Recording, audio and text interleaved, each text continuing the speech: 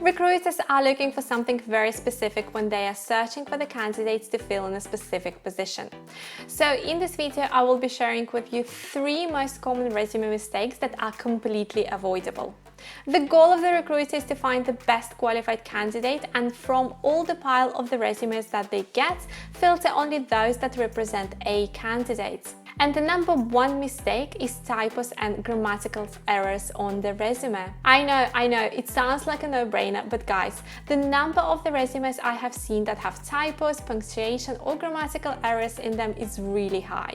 Your resume might be the only published document that you have, and if you can't make sure that this one document is spot on, but the question that this raising is, how are you going to be then in your job? And the recruiter will be thinking, would someone need to be constantly checking your work to make sure you haven't missed something or made an error? So double check and triple check your resume. If you are updating it, finish with all the necessary amends, read it through and then leave it and go for a walk. Read it again when you come back with fresh eyes. You might see something that you haven't noticed before. Give your resume to a friend or a family member to read over.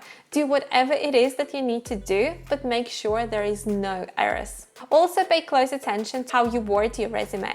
So for example, all the verbs should be in the past tense, because even if you are currently working in a job, you still need to list your responsibilities as achievements whenever it is possible. Make sure to also check any correspondence between you and recruiter or the hiring manager for any grammatical or spelling mistakes. While I am against hiring someone to write your resume, if you do decide to do so, make sure you check your resume afterwards also for spelling mistakes, grammatical errors and logical mistakes. Also, just a quick note here, many seasoned recruiters can spot when the resume is not written by the person applying for the role, and that will not play to your advantage. On the same note here, again, if you do decide to hire a resume writer, make sure you know what is in your resume. If you don't, it comes out really easily on the interview. Mistake number 2 is not choosing the industry appropriate resume format. If you are applying for a creative position or any industry where visual aesthetics are important, then by all means choose a more creative resume style. For more traditional professionals like lawyer, doctor, engineer, use more traditional style of a resume. But whichever style you choose, firstly make sure you keep in mind who your target audience is, and second, check that your resume is easily printable. Even if we are in a digital age and many companies do choose to go paperless, resumes is still one of the things that recruiters and hiring managers like to print out, because it is easier for them to make some notes or comments either when they are looking at the resume first time or when they are interviewing the candidate. So don't use the colors that would eat up all their ink, or if printed in black and white are not visible. Mistake number 3 that a lot of candidates make is just listing what have they done in their previous roles. So I want you to think about your resume as a marketing tool that shows, here is what I have done, but here is also where I am headed.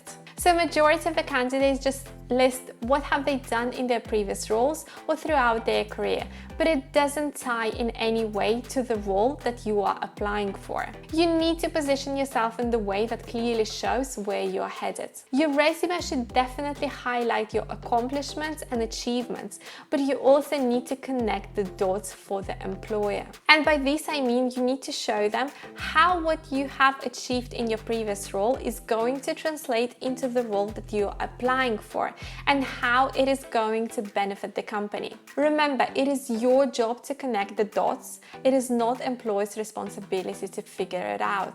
You will also need to be talking about your transferable skills that can relate to the position. I don't really need to know what is it that you have done day to day, because your job title already says a lot. But what I want to know is, what have you done that goes above and beyond your day-to-day responsibilities? What have you accomplished? So for example, if you are a social media manager, then one of your responsibilities will be managing social media accounts. I kind of know that already, but what I don't know and what I want to know is, how did you grow that account? How big was the account when you started? And what was the growth percentage, for example? And in terms of length, try to keep your resume to 1 to 2 pages and only use the 3rd page if you have PhD, for example, and need the whole page to list your publications.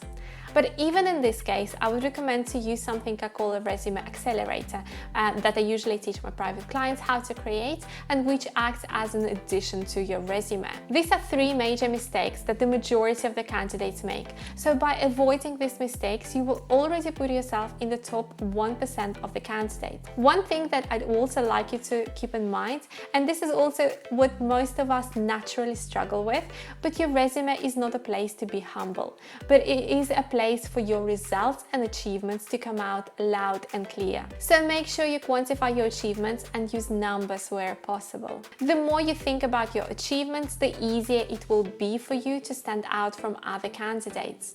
Let me know in the comments below, guys, in which one of these mistakes have you made. Hope you guys enjoyed the video and hope it was helpful. Give it some love, share with your friends, and hit that subscribe and bell buttons to be notified every time I post a video every week. I wish you guys a great day and a great week, and I will see you in the next one. Bye guys.